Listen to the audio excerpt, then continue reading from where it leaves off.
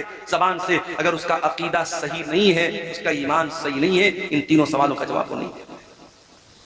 اس کے بعد اللہ کے نبی فرماتے قبر دبوچے گی، قبر تنگ ہو جائے گی۔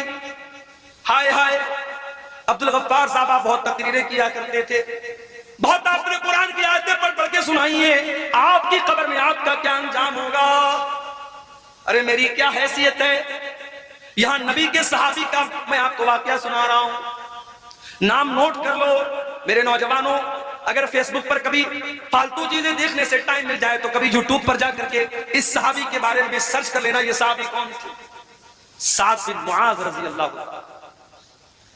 اتنے بڑے صحابی تھے، اتنے عظیم صحابی تھے، جب ان کا انتقال ہوا، ان کے جنازے کو جب اٹھایا جانے لگا، ان کا بدن بہت ہیوی تھا، ان کی باڈی بہت ہیوی تھی۔ جب جنازے کو اٹھایا جانے لگا، جنازہ بڑا ہلکا تھا، صحابہ نے کہا اللہ کے نبی ان کا جنازہ تو بھاری ہونا چاہیے، ان کا جنازہ اتنا ہلکا کیوں ہے؟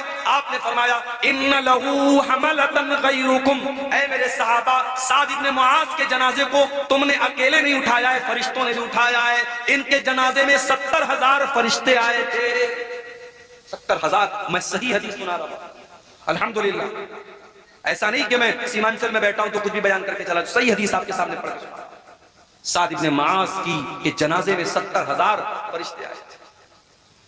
ان کا انتقال ہوا تو اللہ کے نبی نے فرمایا ھذا الذی تحرک لہ العرش، ان کے انتقال پر اللہ تعالیٰ کا عرش ہل گیا، وفتحت لہ ابواب السماء، ان کے مرنے پر آسمان کے سارے دروازے کھول دیے گئے، آسمان والے خوش ہو گئے، بہت نیک انسان کی روح آ رہی ہے، بہت نیک انسان مرنے کے بعد آ رہا ہے۔ اور 70,000 لوگ ان کے جنازے میں شامل، 70,000 فرشتے ان کے جنازے میں شامل ہوئے تھے۔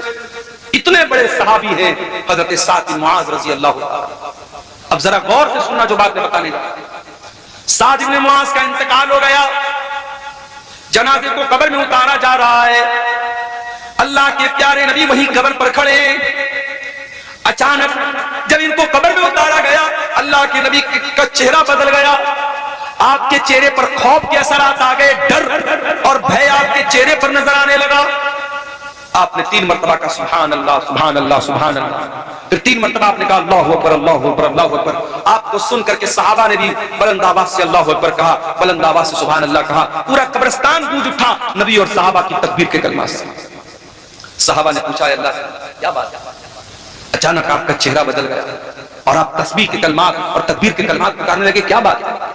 آپ نے فرمایا تضایق علی صاحبکم ھذا القبر، اے میرے صحابہ، تمہارے اس ساتھی کی قبر ان کے اوپر تنگ ہو گئی، قبر نے ان کو دبوچ لیا، قبر نے ان کو پکڑ لیا، اور میں نے اللہ سے دعا کی تب قبر نے ان کو چھوڑا۔ ان للقبر زغتۃ، اے میرے صحابہ، قبر سب کو دبوچتی ہے، قبر سب کو پکڑتی ہے۔ لو نجا منہ احد لنجا سعد بن معاذ، اگر قبر کے دبوچنے سے کوئی بچتا تو سعد بن معاذ بچ جاتے، مگر وہ بھی نہیں بچے۔ اس کا مطلب قبر سب کو دبوچے گی، قبر سب کو پکڑے گی۔ قبر کا عذاب سب کو نہیں ہوگا، مگر قبر دبوچنے کا جو کام کرے گی وہ سب کے ساتھ، مجھے بھی دبوچے گی، آپ کو بھی دبوچے گی۔ مال و دولت کی دوڑ میں اندھا دھند بھاگنے والوں، دنیا میں ذرا سی مصیبت آ جائے تو اس سے بچنے کے لاکھوں انتظام کرتے ہو، کبھی قبر سے، قبر کے عذاب سے میرے پیارے ساتھی اپنے آپ کو بچانے کا بھی انتظام کرو۔